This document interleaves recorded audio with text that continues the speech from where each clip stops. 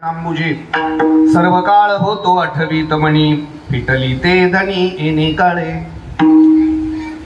एरवी आपण विचार करा, सुखाच्या मागे धावणारा जीव, हा जीव सुखाच्या मागे धावतोय. सुखाच्या कल्पना वेगळ्या असतील, त्या तपशिलात आता जायचं नाही, पण जीव सुख शोधतोय हे मात्र नक्की आहे. प्रत्येकाची सुखाची व्याख्या वेगळी आहे, प्रत्येकाची सुखाची थिंक वेगळी आहे. बरोबर आहे की नाही? कीर्तन चांगलं झालं याचंही सुख मानणारा इथं माणूस बसलेला आहे, आणि आजची पंक्तीवाल्याला धन्यवाद देणाराही इथं बसलेला आहे. वादन चांगलं झालं म्हणूनही कीर्तनाला येणारा माणूस, कोणी वादनाचं सुख घेतय, कोणी गाण्याचं सुख घेतय, कोणी श्रवणाचं सुख घेतय, कोणी भोजनाचं सुख घेतय, त्याहीपेक्षा कोणी मात्र खांबाला टेकून बसायला मिळालं याचंही सुख घेतय. सुखाची कल्पना हे बघा, निवृत्तीनाथांच्या वारीत चालताना, माऊलींच्या वारीत चालताना कोणी भजनाचं सुख घेतय, तर कोणी चहा विकून पैसे कमवायचं सुख घेतय, कोणी चहा विकून पैसे कमवायचं सुख घेतय, तर कोणी वारकऱ्याचंच पाकिट मारून त्याचंही सुख घेतय, कोणी वारकऱ्याचं पाकिट मारून सुख घेतय, तर कोणी माऊलीच्या सोहळ्यात तंबाखू खाऊन सुद्धा सुख घेतय. सुखाच्या तपशिलात मला जायचं नाही, पण सुखाच्या मागे जीव आहे एवढं मात्र नक्की आहे. सुखाच्या मागे जसा जीव आहे तसं कंसातलं बोलतो, देव सुद्धा सुखाच्या मागे आहे. या सुखाकारणे देव सुद्धा सुखाच्या मागे आहे. जीव आणि देव सुखाच्या मागे आहे. श्री जगद्गुरु तुकोबाराय महाराज म्हणतात, आमचं वेगळं घडलं, विश्वातली सगळीच सुख आमच्या मागे आहेत. सर्व सुखे आजी येथेची ओळली. असं काय घडलं महाराज? काय नाही, संतांच्या चरणाचं दर्शन झालं. परिणाम काय झाला? सर्व सुख प्राप्त झाली. ज्या संत दर्शनामध्ये सगळ्या सुखाची प्राप्त झाली, ते संत दर्शन आपल्याला कसं झालं? काही नाही, सर्व काळ होतो आठवीत मध्ये, अखंड त्यांचं नामस्मरण करत होतो. हा काळ भाग्याचा ठरला, मला संतांचं दर्शन झालं. त्याचा अनुभूती काय? तुका म्हणे वाचा राहिली कुंठित, पुढे झाले चित्त समाधान. 3 चरणाचा अभंग आहे, आणि आपल्याला कमी वेळेमध्ये याचं थोडीशी सेवा करायची. या विश्वामध्ये संत हे तत्व फार महत्वाचं आहे. तुम्हाला एक सांगू का? या जगामध्ये, माफ करा मला, देवाने अवतार घेतला नाही तरी काही फरक पडणार नाही, पण संत जर अवताराला आले नाही तर या जगात काही शिल्लक राहणार नाही. म्हणून एक सांगू का तुम्हाला, देवापेक्षाही महत्व आहे संत विचाराला. कुणाला संत म्हणायचं? संताच्या खूप व्याख्या करणं शक्य आहे, पण पारमार्थिक जीवनाचा विचार केला, पारमार्थिक जीवनाचा विचार केला, अलीकडे प्रत्येक माणूस बऱ्यापैकी परमार्थामध्ये येतोय. गेल्या कोरोना नंतर जर बघितलं तर परमार्थाचा फ्लो वाढला आहे. असं म्हणजे जेवढे रात्री कीर्तन तेवढे दिवस सुद्धा व्हायला लागलेत आता. त्याचं कारण काय आता ते नाही मला बघायचं. परमार्थाचा फ्लो वाढलाय, फक्त दुर्दैवाने परमार्थाचा फ्लो वाढलाय, परमार्थाची क्वालिटी मात्र घसरली. काय करायचंय हे कुणालाच माहिती नाहीये. मी कीर्तन करतोय पण का करतोय, मी भजन करतोय पण का करतोय, मला पायी वारीला जायचं आहे पण का जायचंय हे अजून ध्येय कुणालाच माहिती नाही. ध्येय ठरलं नाहीये, ध्येय निश्चित नाहीये, प्राप्ती काय करायची हेही ठरलं नाहीये, मात्र साधनेला सुरुवात झालेली आहे. प्राप्ती निश्चित नाही, ध्येय निश्चित नाही, तरी जर साधना सुरू झाली तर त्याला जीवनातलं भरकटणं म्हणतात. आधी ध्येय आणि प्राप्ती निश्चित झाली पाहिजे, आणि मग आपल्या जीवनाच्या साधनेला. एक वाक्य माझं नीट ऐका, कुठे जायचं हे आधी ठरलं पाहिजे, आणि मग घरातून बाहेर पडलं पाहिजे. नुसतं चालायचंच का? नागपूरला कीर्तनाला निघालो, नाशिक रोड रेल्वे स्टेशनवर एक साधूच्या रूपातला भिकारी भेटला. गप्पा मारल्या, कहा जा रहे हो? तो साधू म्हटला, मुंबई जा रहा हूं. महाराज जी आप कहा जा रहे हो? मी म्हटलं, मैं नागपूर जा रहा हूं. माझी ट्रेन आली, मी बसलो. जळगावला गाडी थांबली, मी पाण्याची बाटली घ्यायला खाली उतरलो. तो साधू भी मला तिथं भेटला, तो भिकारी. म्हटले महाराज जी आप गलत किया. बोले आपको बंबई जाना है ना. बोले हाँ, ये ट्रेन नागपुर जा रही है. तो बोले नागपुर जा रही क्या. जान दो, नागपुर जाने दो, बंबई जान दो, भीक तो मागना है. भीकच मागायचं असेल तर जीवनाच्या प्रवासाला काय अर्थ आहे की नाही. म्हणून प्रवास करण्याच्या आधी माझं 2-3 गोष्टी पटकन ऐकून घ्या. एक, प्रवास करण्याच्या आधी त्या रस्त्यावर कोणी प्रवास केलाय आत्मचिंतन करा. प्रवास करण्याच्या आधी त्या रस्त्याचं अध्ययन कोणी केलंय आणि घेऊन जाणारा कोण आहे याचं आत्मचिंतन करा. आणि जो घेऊन जातोय तो यशस्वी झालाय का त्याचा बोर्ड धरून त्याच्याच मागे प्रवास करा. हो, न पडे गुंता कोठे नाही, न पडे गुंता कोठे नाही, न पडे गुंता कोठे नाही, न पडे कोठे बंधे चालू जाता, न पडे गुंता कोठे नाही, न पडे गुंता कोठे नाही, न पडे गुंता कोठे नाही. जरी बंधे चालू जाता,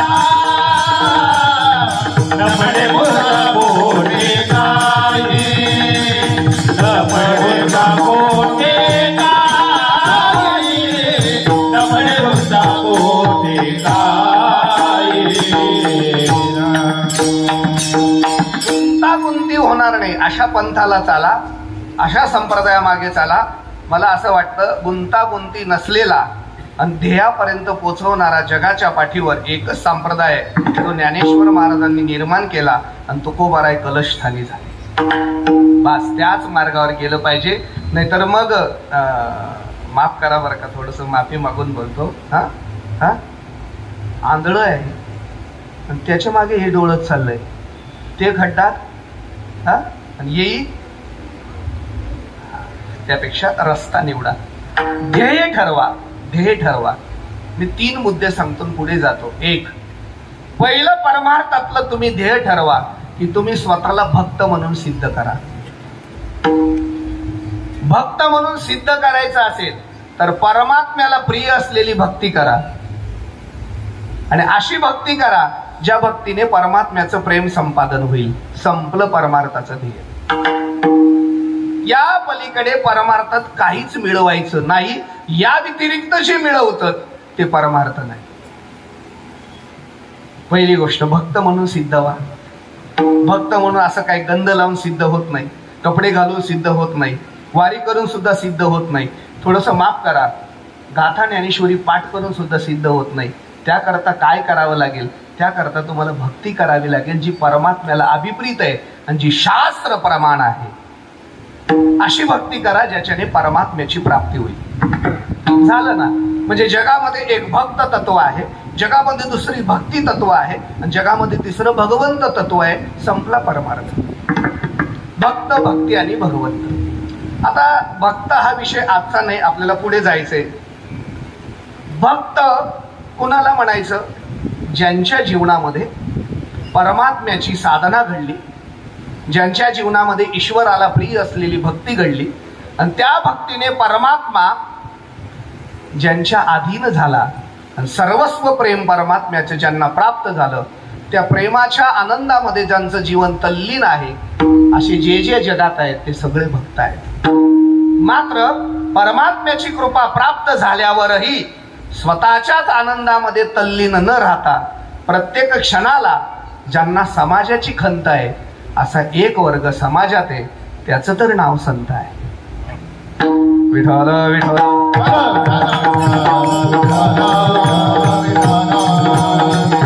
भक्त आणि संत काय फरक आहे?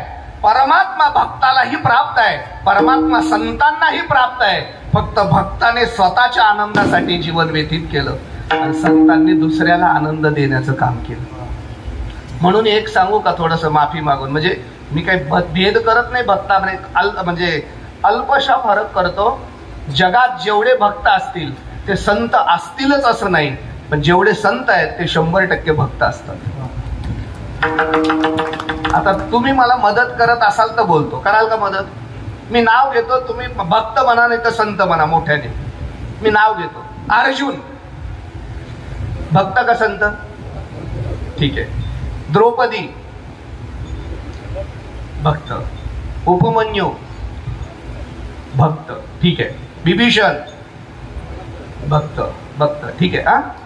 ज्ञानेश्वर महाराज, जगद्गुरु तुकोबाराय महाराज, हे मी नाही फरक केला, तुम्ही केला. का केला बरं असा फरक तुम्ही? आता आपण हे सगळे न घेता दोनच घेऊ.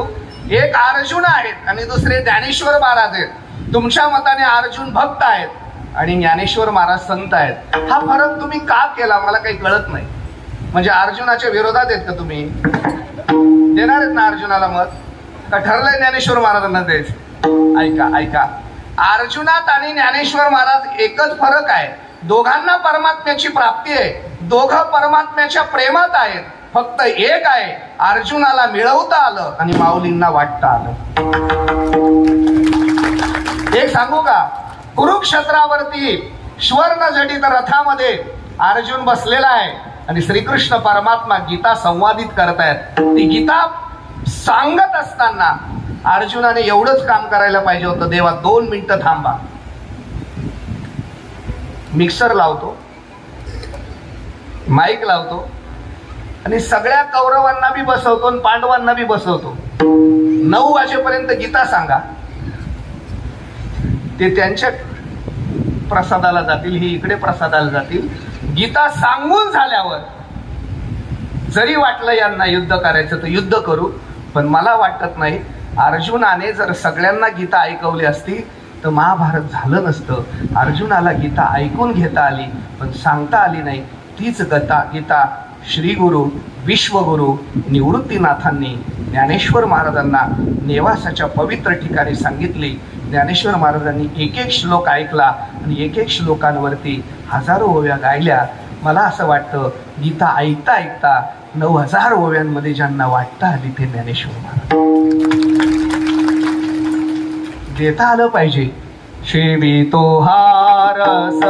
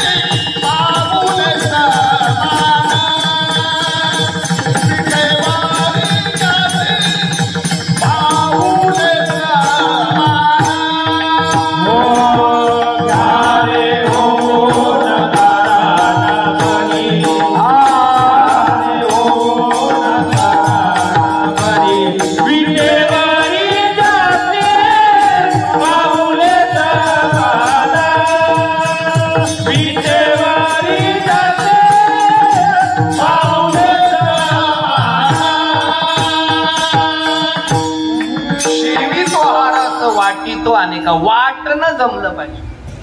काय दिलं हो ज्ञानेश्वरीने? खरं म्हणजे प्रश्न चुकला.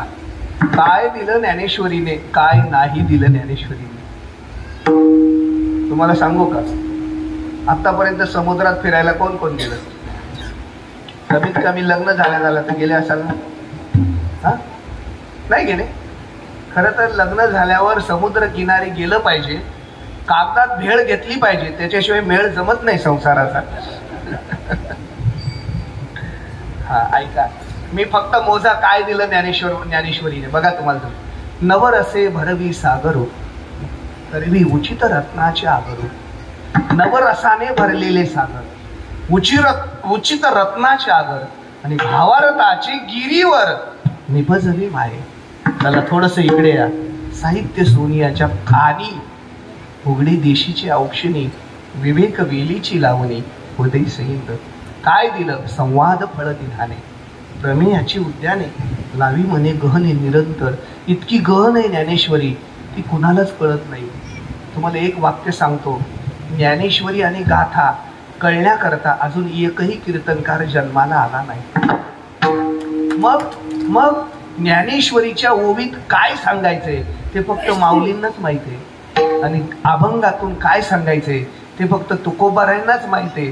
थोडाफार अर्थ लावता आला आणि तो जर लोकांना पटला तर लोक त्याला विद्वान म्हणतात, एवढंच. एकाने समुद्रात उडी मारली आणि खोल गेला, 100 फूट खोल गेला.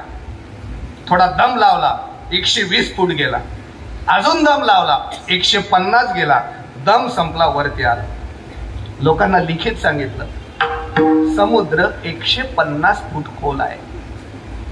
आता समुद्र 150 फूट खोल आहे का तुझा दम 150 फूटच आहे? हा, ज्याला जेवढा दम तेवढी ती प्राप्ती करून घेतो. ज्ञानेश्वरी आणि गाथ्याचं तत्वज्ञान गहन आहे. ते देण्याचं काम ज्यांनी केलं ते ज्ञानेश्वर महाराज. देता आलं पाहिजे. खरं सांगू का, ज्ञानेश्वरी पाठ होईल तेव्हा होईल, पण 10-20 लोकांना ज्ञानेश्वरीच्या पारायणाला घेऊन बसणं हा खरा परमार्थ आहे. आपल्यामुळे 10-5 लोक गाथा वाचणं हा खरा परमार्थ आहे. कीर्तनाला येणं होईल न होईल, पण एक वाक्य नीट ऐका. कीर्तन ऐकून गेल्यावर जर रोज ज्ञानेश्वरीच्या 100 ओव्या आणि गाथ्यातले 100 अभंग वाचले तर कीर्तन ऐकायची गरज नाही, जीवन तुमचं धन्य आहे. लक्षात ते दिलं आपण घेता आलं पाहिजे. आम्ही घेतच नाही. संतांनी बरंच काही दिलं, आम्ही घेत नाही. आणि आम्ही जे घेतो ते संतांना अभिप्रेत नाही. संतांची अनुभूती घ्या, संतांचा प्रसाद घ्या, संतांची कृपा घ्या. आम्ही वेगळेच अनुभव घेतो. राग नका मानू. जीवनात अनुभूती फार महत्वाची. अनुभव इतका महत्वाचा आहे. अनुभव नसेल तर कीर्तन शून्य आहे, अनुभव नसेल तर पकवास शून्य आहे, अनुभव नसेल तर गाणं शून्य आहे, अनुभव नसेल तर जीवन शून्य आहे. अनुभवाशिवाय नोकरी नाही, अनुभवाशिवाय व्यवसाय नाही, आणि अनुभवाशिवाय मानवी जीवन नाही. मग अनुभव महत्वाचा आहे. पाठ केलं आणि तसा बोलला त्याला भाषण म्हणायचं. परमार्थाचा अनुभव आला, लोकांना सहज सांगितलं, त्याला कीर्तन म्हणायचं. कीर्तन ही अनुभव आहे. जीवनात काही अनुभव नसावे, काही अनुभव नसले तरी जगाला द्यावे. काही अनुभव असावे आणि द्यावे, काही अनुभव असावे पण देऊ नये. अजून धावतो बोलतो, काही अनुभव येऊच नाही असं माझं मत आहे. तुम्हाला काय वाटतं? येऊच नाही, काही अनुभव येऊ नये, आणि आले तरी ते दुसऱ्याला सांगू नये. म्हणजे माझं लग्न झालंय 25 वर्ष झाले. 25 वर्षाच्या प्रपंचाच्या अनुभवात एक सुद्धा गोष्ट अशी चांगली नाही जी तुम्हाला कीर्तनात सांगून तुमचं कल्याण होईल. मग तो घेण्यात तरी काय मजा आहे? आणि तुमच्याकडे काही चांगले अनुभव आहेत असं वाटतं? मी थोडंसं हळू बोलू का? आपल्यात होऊन जाईल. कोल्हापुरी चप्पल सख्या बायकोने मारावी, म्हणजे बायको सख्खीच असली पाहिजे. कोल्हापुरी चप्पल सख्या बायकोने मारावी, आपण खावी का दुसऱ्याला सांगावी? खाऊ नये, सांगू नये. एंडोसल्फान प्यावं का पाजावं, पिऊ नये. तसं दुःखाचे अनुभव घेऊ नये, दुःखाचे अनुभव. एक वाक्य माझं नीट ऐका, राग नका मानू. असत्य पदार्थाची जाणीव सत्यत्वाने हृदयात करून बसलात तुम्ही, म्हणून तर जन्मोजन्मी संसाराचं दुःख भोगताय. जे असत्य आहे त्याला असत्य म्हणा. प्रपंच असत्य आहे, फलकट तो संसार.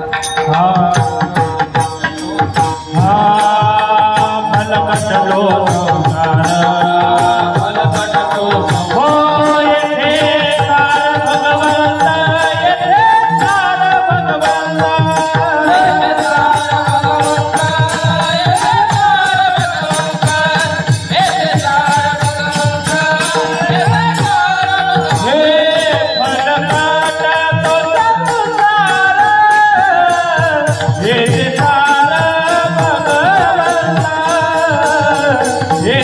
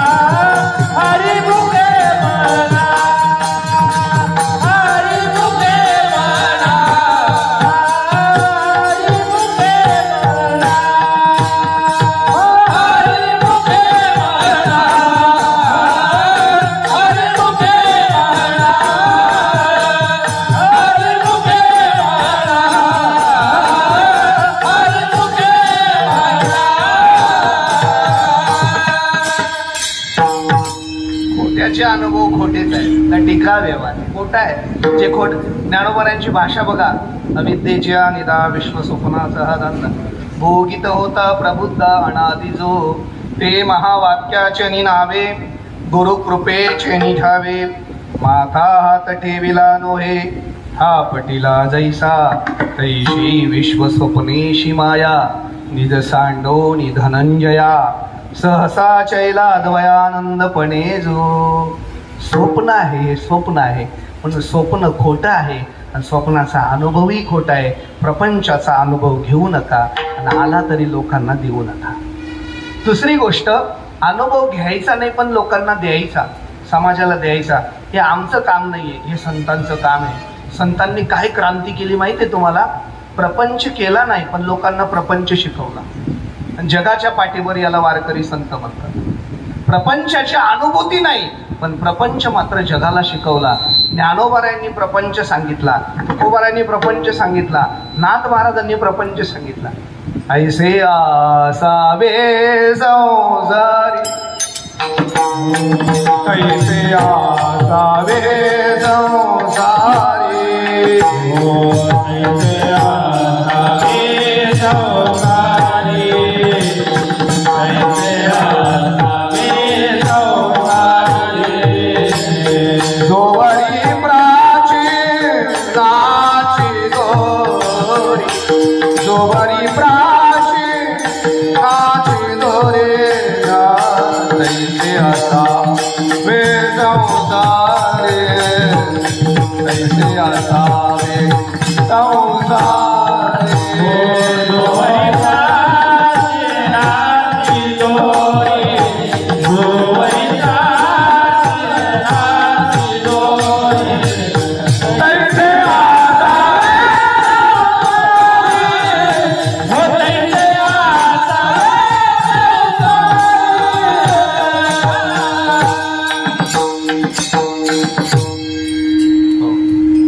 प्राचीनाचे निवळे आले प्रत्येक उशला उशळे ओमांगी जराले आभाळे जैशी. प्रपंच केला नाही संतांनी पण प्रपंच शिकवला, मार्गदर्शन केलं. जणू डॉक्टर, एक माणूस डॉक्टरांकडे गेला, सप्त्यात जेवला. आज पंक्तीला काय हो अरुण महाराज, पंक्तीला काय आज? कढी भात आहे. कढी एकाने लई पिली, कढी लई पिली, सकाळी अडचण झाली. कढी पिली, कढी गेली, हे पार विकनेस झालं. डॉक्टरांकडे गेले. डॉक्टर, पाणी पिलं तरी कढी पडते, काही करा, जुलाब थांबवा. डॉक्टर म्हणले एवढं टेन्शन घेऊ नका. डॉक्टरांनी इंजेक्शन दिलं, काही गोळ्या लिहून दिल्या. जा मेडिकलमध्ये घ्या, सकाळ संध्याकाळ गोळ्या घ्या, थोडंसं आराम करा, नारळ पाणी घ्या, होईल काही नाही. शरीरातलं पाणी कमी झालंय, बाकी काही नाही. पटकन औषध लिहून दिलं, मुलाला गोळ्या घ्यायला पाठवलं. हा डॉक्टरशी गप्पा मारत बसला. म्हणजे डॉक्टर साहेब असं कुणाला होऊ नये हो. म्हणजे नाही झालं, आता त्याला काय करा. तुम्हाला कधी? डॉक्टर, तुम्हाला कधी? मला नाही कधी झाली. तुमच्या बायकोला कधी? म्हणजे अजिबात नाही. तुमच्या बापाला कधी? म्हणजे अजिबात नाही. तुमच्या घराण्यात कुणाला? म्हणजे अजिबात नाही. पण तुम्हाला कुणाला जुलाब झाले नाही आणि तुम्ही कशावर या गोळ्या देता? माझे बंद होतील असं. तुम्हाला अनुभव आहे काय असं? डॉक्टर म्हटले याची अनुभूती घ्यायची मला गरज नाही, मी याचं शास्त्र अध्ययन केलंय आणि शास्त्र प्रमाणाने कोणत्या रोगावर कोणतं कंटेन द्यायचं याची मात्रा मला माहिती आहे. म्हणून मी घ्यायची गरज नाही, पण मी दिल्याने दुसऱ्याचा आराम पडेल हे नक्कीच आहे. तसं संत म्हणतात आम्ही शास्त्राचं अध्ययन केलंय, आम्ही शास्त्र अध्ययनाने तुमचा संसार सुखाच्या करण्याचं साधन आम्ही जरी संसार केला नसला तरी तुम्हाला देऊ. तिसरा मुद्दा, अनुभव घ्यायचा, अनुभव द्यायचा. अनुभव आले अंगात हे जगा किंवा नाही का तुका म्हणे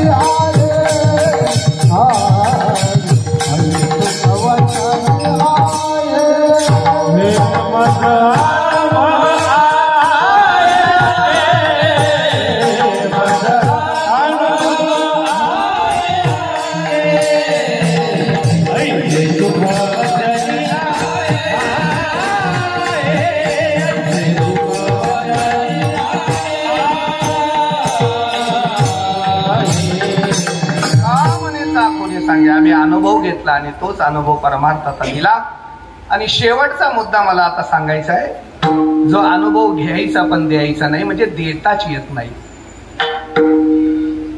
काही अनुभव जीवनात असे येतात ते स्वतः जरी घेतले तरी समाजासमोर मांडता येत नाही. लौकिक अनुभव वेगळे आणि अलौकिक अनुभव वेगळे. संसारातले कितीतरी लौकिक अनुभव आहेत जे स्वतः अनुभवले पण समाजाला सांगता येत नाही. कितीतरी जीवनातल्या गोष्टी आहेत त्या समाजाशी बोलता येत नाही. स्वतःचे अनुभव स्वतः घेता येतात पण समाजाशी बोलता येत नाही. थोडी माफी मागून बोलू का? लग्न झालं दिदीचं, मोठ्या बहिणीला काय म्हणतात, दिदीचं लग्न झालं आणि लहान दिदी करवली गेली, एकच मुळाला गेली, परत एकटीच गेली तर ती अमेरिकेतच गेली, म्हणजे तिकडे होते ना. 2 वर्षांनीच आली आणि 2 वर्षांनी नुसती एकटी आली नाही, एक बाळ घेऊन आली. आणि ही लहान बहीण तिला विचारते, हे काय आहे? हे माझं बाळ आहे. मग हे तुला कसं झालं? आता सांगता येईल का? ती म्हणली, याकरता तुझंही लग्न व्हावं लागेल, आता तुला सांगणं शक्य नाही. ही अनुभूती सांगण्याच्या पलीकडची आहे, ती स्वतःच अनुभवायची आहे. थोडंसं अजून पुढे बोलू का? व्यवस्थेवरचं बोलता येतं, अवस्थेवरचं बोलता येत नाही. आणि व्यवस्थेवर जे व्यवस्थित बोलता येतं त्याचं नाव प्रपंच आहे, आणि अवस्थेवर जे असतं त्याचंच नाव परमार्थ आहे. परिस्थिती वेगळी आणि मनस्थिती वेगळी. परिस्थिती चांगली असेल की आनंद मिळतो, त्याचं नाव प्रपंच आहे. आणि मनस्थिती चांगली असेल की नित्यानंद मिळतो, त्याचं नाव परमार्थ आहे. म्हणून एक लक्षात घ्या, परिस्थितीवर परमार्थ असता तर फक्त श्रीमंतानेच आनंद घेतला असता. परमार्थ मनस्थितीवर आहे, म्हणून श्रीमंत सुद्धा आनंद घ्यायचा असेल तर परमार्थातच येतो. एक अर्धा मिनिटं घेतून पुढे जातो. एक श्रीमंत माणूस, किती कोटीची प्रॉपर्टी करू त्याची? कीर्तनातला माणूस किती श्रीमंत असू शकतो? 100 कोटीची प्रॉपर्टी, 1.5 कोटीची गाडी, 22 कोटीचा बंगला, 45 नोकर, 10 फॅक्टऱ्या, वर्षाला 5,000 कोटीचा टर्नओव्हर. काय ऐश्वर्य त्या माणसाचं! गाडी बंगल्यासमोर लावली की धावत एक माणसाने दरवाजा उघडायचा, मग याने खाली उतरला की दुसऱ्याने बूट काढायचे, सॉक्स काढायचे. बाथरूम मध्ये गेला की हातपाय धुतले, पाय पुसायला तिसराच आहे. टेबलावरती बसला, सख्खी बायको, प्रेमळ, स्वज्वळ, मृदुभाषी. आता म्हणजे सुंदर आणि मृदुभाषी या 2 स्वतंत्र बायका नाही बरं का. म्हणजे सुंदर असते ती मृदुभाषी असेलच असं नाही, आणि मृदुभाषी असेल ती सुंदर असेलच असं नाही. तुम्ही 2-2 नका घेऊ, एकच असली पाहिजे 2. हात जोडून उभी आहे, त्याला सांगते, चहा करू, कॉफी करू, कोल्ड ड्रिंक देऊ का? तयार आहे जेवण वाढू. जेवण वाढ. श्रीमंती महान, ताट चांदीचं, वाट्या सोन्याच्या, चमचे सोन्याचे, आणि स्वतःची बायको वाढते. पूर्वी असंच होतं, स्वतःची बायको स्वतःच्या नवऱ्याला 100% करून घालायची.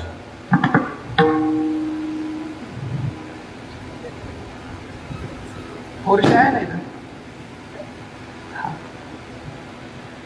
ताट पुढे आलं, सगळ्यात मागडा तांदूळ, तांदूळचा त्या भाताचा वास सगळ्या घरात पसरतोय.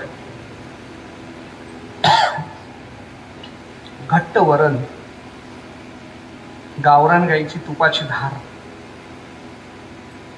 लोणचं पापड बाजूला, कोरड्या भाज्या, कंदमुळ्या भाज्या बाजूला, 2-3 प्रकारच्या पोळ्या बाजूला, आणि असा सोन्याच्या चमच्याने असा भात घेतो ना, असं खातो. तुम्हाला नुसतं ऐकल्यावरच कसं वाटतंय बघा ना.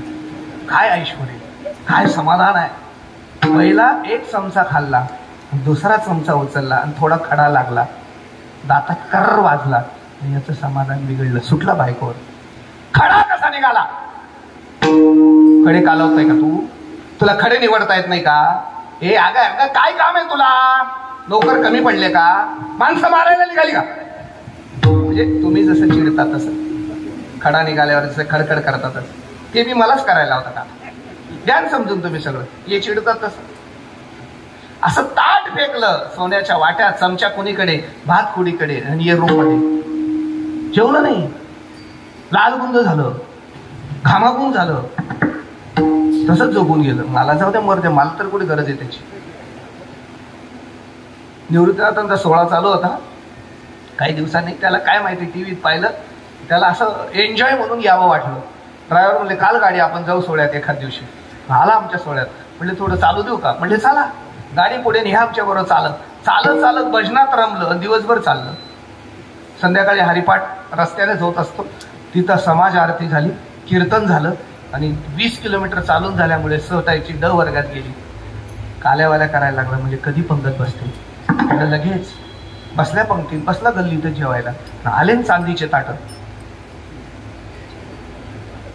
चांदी सारखे दिसत होते पण चांदीचेच नव्हते, पत्रावळ. आणि खरं सांगू का, वर्षभर त्या दिंडीवाल्याने रेशनचा तांदूळ जमा करून ठेवला होता आणि सगळा दिंडीत आणला होता. गोदावरीला पूर जावं असं वरण होतं. तसलं मध्ये वाऱ्याची भवर आली आणि इतकी धूळ कचरा त्या पंक्तीतून गेला की काही मिळच लागेना. इतके खडे की खडा खडा कालवत होता. खडा सापडत नव्हता, एक नव्हता खडा निवडायला. भूक लागलेली होती. कुंडलिक वरदा झाला, याने खडा खडा कालवला आणि खडा खडा खड्यास खाल्ला. 2 वेळा भात घेतला, टँकरवर गेला, अशी तोटी लावली, घटा घटा घटा पाणी दिला, नळ बंद केला, एक ढेकर दिला आणि माझ्याजवळ आला. म्हणले खरं सांगू का महाराज, असा आनंदच नाही हो. पुढच्या वर्षी 8 दिवस तरी चालायला येईल. नाही, माणूस नाही बदलला, घरी त्याची परिस्थिती चांगली आहे आणि सोहळ्यात आल्यामुळे इथं त्याची मनस्थिती चांगली आहे. परिस्थिती आनंद देत नाही, आनंद मनस्थिती देते. विठाला विठाला विठाला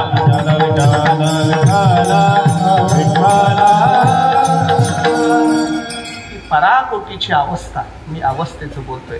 काही गोष्टी परावाणीच्या अलीकडच्या असतात, काही गोष्टी परावाणीच्या पलीकडच्या असतात. काही गोष्टी वैखरी मध्यमेतून प्रगट करता येतात, पण परापश्चिंतीत आलेले अनुभव बोलता येत नाही. संत दर्शन झालं, श्रीगुरूची कृपा प्राप्त झाली, श्रीगुरूंनी गुरु मंत्राचा प्रसाद दिला, त्याची अनुभूती झाली, त्याची उपासना घडली, त्याची साधना घडली, त्या गुरुमंत्राचं पुरश्चरण झालं आणि त्याची अनुभूती जीवनात आली. जीवन धन्य झालं. ती जी अनुभूती तुकोबारायांना श्रीगुरु कृपेने आली. तुकोबाराय म्हणतात मला बोलणं सुद्धा शक्य नाही. त्या अनुभूतीचा आनंद कुंठित झालाय, माझी वाणी कुंठित झालीये, मात्र चित्त समाधानी आहे. अभंगाचं शेवटचं चरण. तुका म्हणे वाचा राहिली कुंठित, तुका म्हणे वाचा राहिली कुंठित, तुका म्हणे वाचा, तुका म्हणे वाचा, तुका म्हणे वाचा राहिली कुंठित.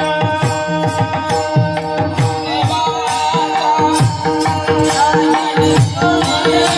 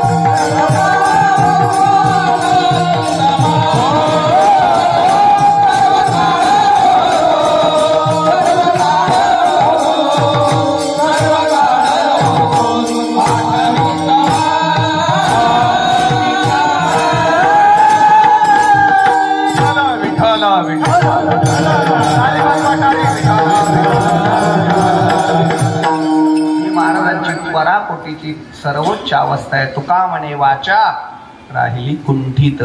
बोलताच येत नाही मला, माझी वाणीच कुंठित झाली. वाणी कुंठित होणं वेगळं आणि वाणी थांबणं वेगळं बरं का. वाचा कुंठित झाली म्हणजे माझी वाणी आहे पण मला आलेली अनुभूती वाणीच्या पलीकडची आहे.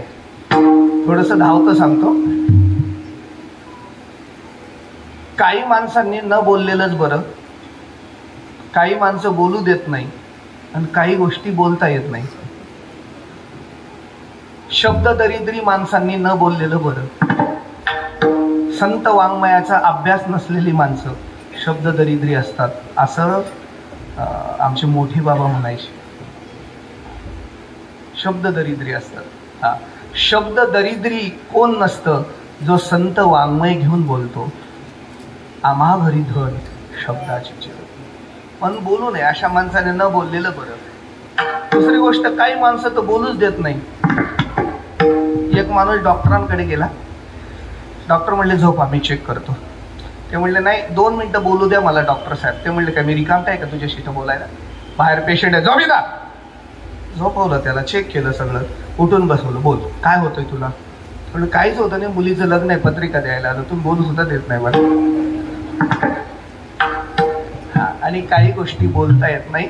अर्थात परमार्थातला सर्वोच्च अवस्थेचा श्रीगुरु कृपेचा अनुभव बोलण्याच्या पलीकडचा आहे. तुका म्हणे वाचा राहिली कुंठित. असाच एक अभंग महाराजांचा. आता प्रमाण म्हणत नाही कारण वेळ संपत आला.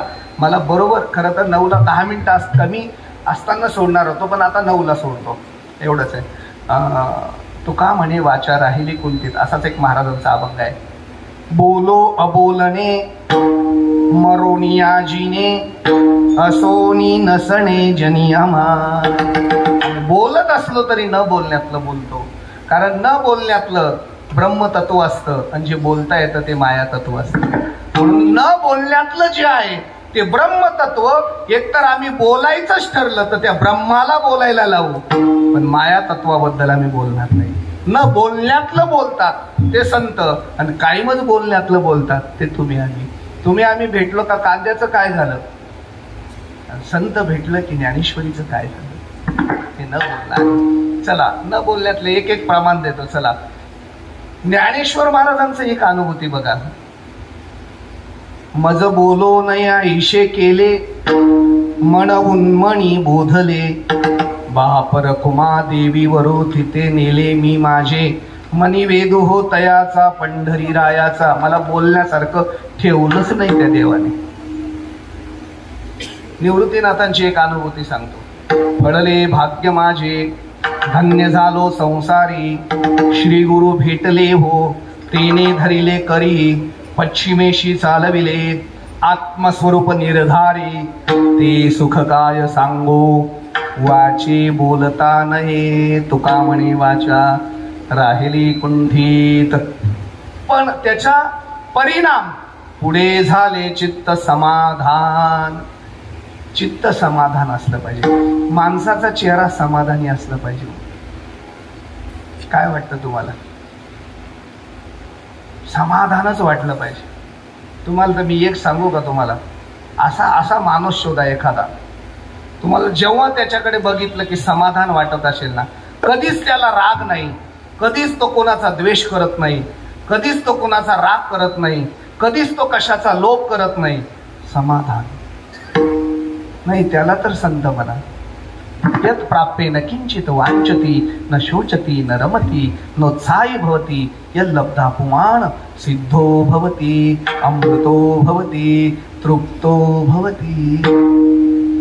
कृतकृत्य झालो इच्छा केली ते पावलो. नाही का? प्रमाण नाही म्हणायचं, मीच म्हटलं पुन्हा काढायला लागलं तर हो.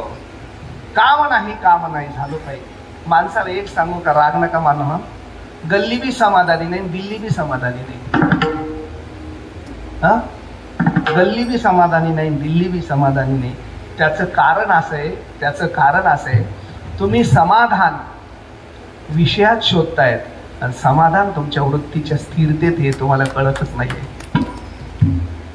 विषयात बघा, समाधान विषयात शोधतायत. विषय बदलला की समाधान बिघडलं. समाधान वृत्तीच्या स्थिरतेत आहे. आणि वृत्ती स्थिर तेव्हाच होते जेव्हा संतांचं दर्शन होतं. नाही तर तुम्ही दुसरीकडे समाधान झाले तरी टिकत नाही समाधान. समाधान रेस्टॉरंट मध्ये जेवायला जा तरी बायकोशी भांडतच घरी येतात. मुलाचं नाव समाधान ठेवा तरी तो वागवत नाही. आणि घराला समाधान रेस्टॉरंट नाव द्या, आपलं समाधान ग्रह नाव द्या, तरी घरी समाधान नाही. तुम्ही समाधान दुसरीकडे शोधताय. माणूस सकाळी सकाळी मॉर्निंग वॉकला गेला एक जण, आणि तिकडनं एकदम समाधानीच होऊन आला. सकाळी मॉर्निंग वॉकला गेल्या एकदम समाधानीच होऊन आला. बायको म्हणली आयुष्यात एवढं चेहऱ्यावर समाधान नाही बघितलं. काय समाधान बघा ना, काय समाधान बघा ना. त्याला बी कंट्रोल झालं नाही त्याचं समाधान. तर म्हणलं तुला खरं सांगू का? म्हणलं काय? अंधाऱ्यात पहाटे पहाटे मी मॉर्निंग वॉक करत होतो, कोणतरी बाई मला गुड मॉर्निंग म्हटली ग. केवढं समाधान बघा ना. पहाटे पहाटे कोणीतरी बाई गुड मॉर्निंग साहेब म्हटली. हो गुड मॉर्निंग, काय समाधान बघा ना. बायको आळस त्याने म्हटले मीच होती. गेला उतरून समाधान. नाही नाही, ही वृत्ती बदला. ऐका ना, ही वृत्ती बदला. दुसऱ्या बाईने गुड मॉर्निंग म्हणल्यावर समाधान वाटतं ना, त्याच्यापेक्षा आपल्या बायकोने गुड मॉर्निंग म्हणल्यावर वाटू द्या. म्हणजे वृत्तीत बदल करा, ते समाधान जाणारच नाही. समाधान हे बघा तुम्ही, समाधान मी नेहमी सांगत असतो. एक माणूस उशिरा घरी आला. बायको म्हणले का एवढा उशीर केला? ते म्हणले ऑफिसला वेळ झाली. काही अर्जंट होतं का? काय नाही, तुमचं कार्ट सारखं म्हणत होतं माकड बघायचं माकड बघायचं माकड बघायचं. तो माणूस इतका समाधानी होता. तो म्हणजे ठीक आहे थोडा उशीर झाला, तू फक्त अर्धा कप चहा कर, चहा घेतो आणि याला गार्डन मध्ये माकड दाखवायला नेतो. झालं ना तिचं माकडी. समाधान डेव्हलप करता आलं पाहिजे. हो, तो तिच्यावर धावून गेला असता तर घराचं समाधान बिघडलं असतं. पण तो इतका उच्च विचाराचा होता, हरकत नाही त्याला माकड दाखवून आणतो. समाधान बिघडू देऊ नका. पुढे झाले चित्त समाधान. मी समाधान. कशामुळे समाधान? कशामुळे समाधान? समाधानाचा संबंध सुखाशी आहे. आणि एक सुख प्राप्त झालं पण दुसरं नाहीये म्हणून समाधान. लग्न होत नाही समाधान नाही. लग्न झालं आता बायको होत झाली, पोरग होत नाही समाधान. पोरग झालं ते बुद्धिवान नाही समाधान. बुद्धिवान झालं त्याचं लग्न होत नाही समाधान. त्याचं लग्न झालं त्याला पोरं होत नाही समाधान. हे सगळंच बिघडत जाईल. समाधान त्याच दिवशी येईल जगातली सगळी सुख तुम्हाला मिळतील. संतांना ते पाठीमागे लागली म्हणून समाधानी झाले. पहिलं चरण.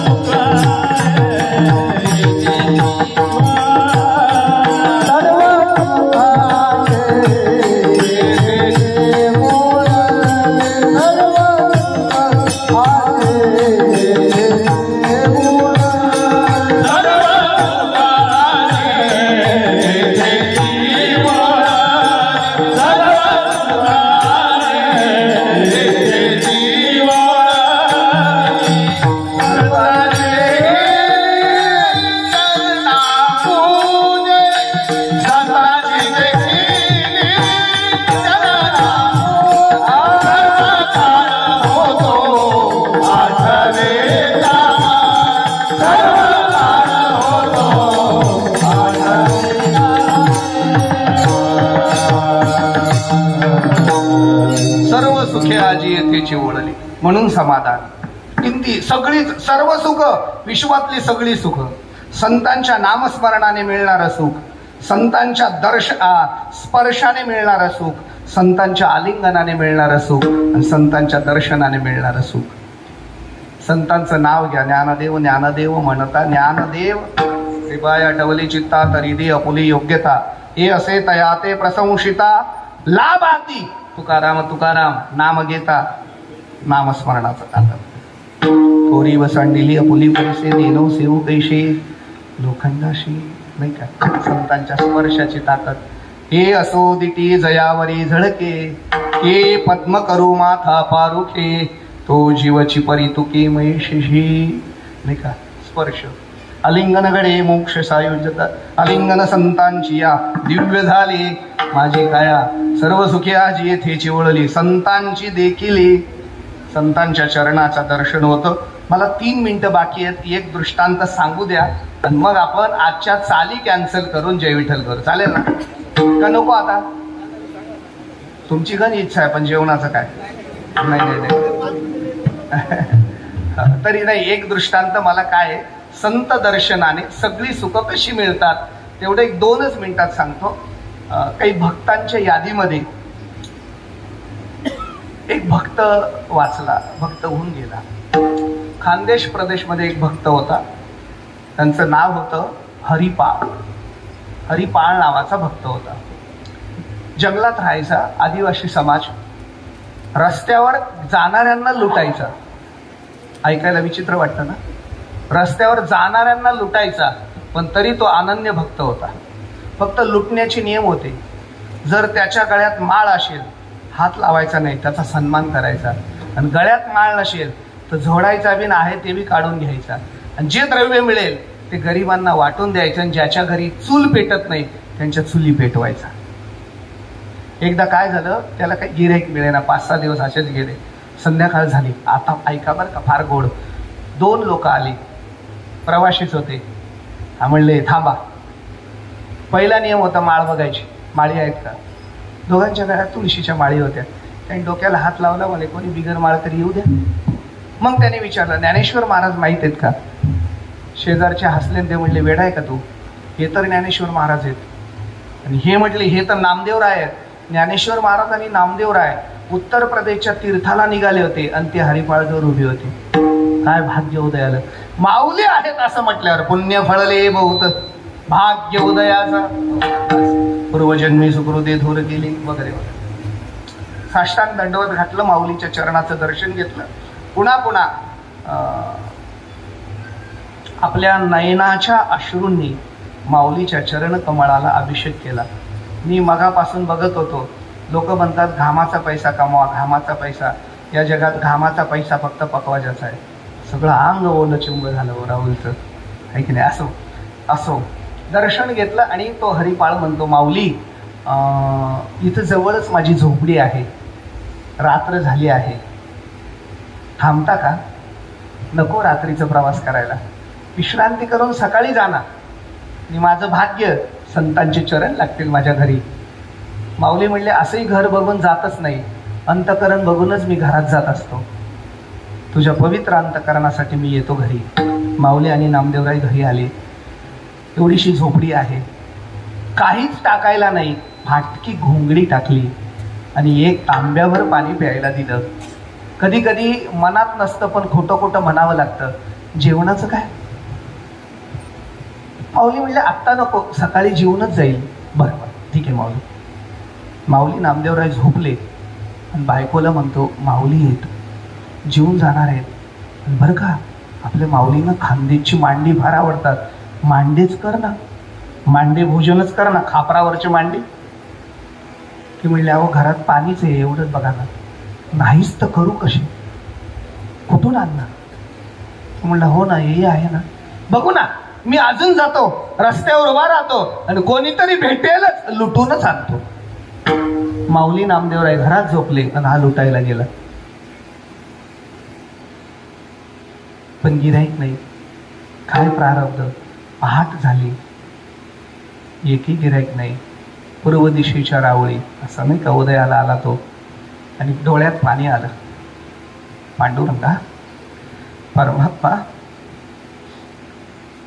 उपाशी मरून जाईल, मागणार नाही. पण माझ्या घरून माऊली उपाशी जातील तर आता जगणार नाही. माऊली नको उपाशी ठेव. पांडुरंग मागन याची आस पाहे मुखाकडे, चिंतीला रोखडे मनोर.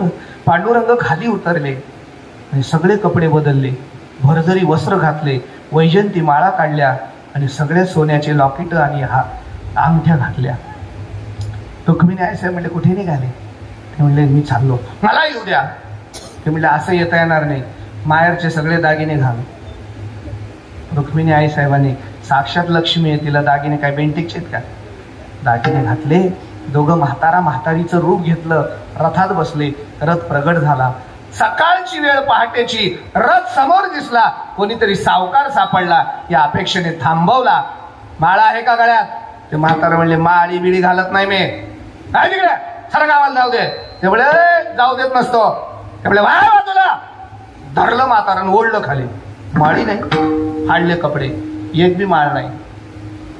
पहिला दणका दिला ना, दणकन इथं दार ओठाला तुटलं होती, थोडी रक्त व्हायला लागलं.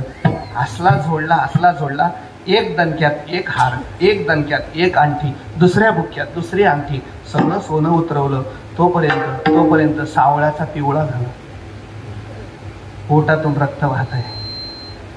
म्हातारी पुढे आली, भाऊ मारू नको, हे घे, काढून देते. आण. सगळं गठोडं बांधलं. पांडुरंगा केवढेरी कृपा तुझी.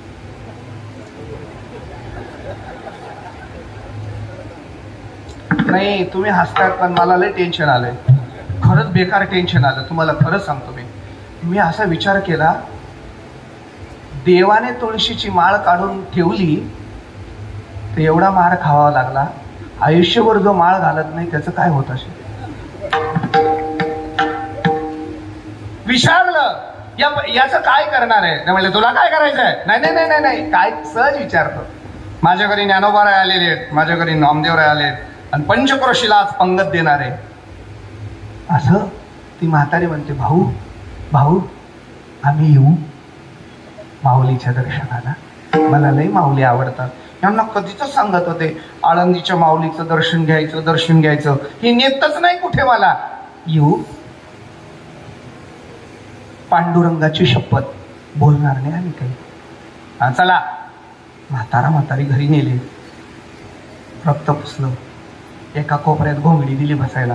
असं अंधाऱ्यात बसले. ते अंधाऱ्यातच असतं, त्याला उजेडात आणण्याकरता ज्ञानो भरायला लागतात, तुको भरायला लागतात. सकाळी उठले, सगळ्याकडे पंचक्रोशीत कळालं, माऊलींना पाठ टाकलं, नामदेवरायांना पाठ टाकलं, स्नान घालायला सुरू झालं. प्रत्येक आदिवासी भाविक येतोय आणि माऊलीच्या अंगावर पाणी टाकतोय, कोणी दूध टाकतंय, कोणी माऊलींची पाठ चोळतंय, काय सेवा चालले, कोणी चरणाचं तीर्थ घेतंय. म्हातारी म्हणली चला ना. म्हातारी हात धरून आले, त्याला म्हणले एक तांब्या टाकू आणि टाक, बोलायचं नाही. म्हाताऱ्याने धार लावली आणि म्हातारीने पाठ सोडली. असा स्पर्श झाला की वीज कडाली तशी माऊली कडाले. देवा तुम्ही, खरं सांगू का तुम्हाला, ते कुठेही आणि कसंही असो, ज्ञानालाच कळतं आणि नामानेच मिळतं. म्हणून आज ज्ञानही आलंय आणि नामही आलंय. नामदेवराय म्हणले काय देवा नाटक करतोय, चाल प्रगट व्हा. हात धरला नामाने, नामाला ओढायची ताकद आहे. देवाने स्मित हास्य केलं आणि चतुर्भुज रूप धारण केलं. त्रिभुवन कमलम तमाल वर्णम रविकर गौरवरम परम ददाणी व पुरल कपल व्रताननाब्जम विजयशकीरस्तुमेन. त्या श्रीकृष्णाच्या सौंदर्यापुढे लक्ष्मी भुलून झाली. राजस सुकुमार सुंदर ते ध्यान.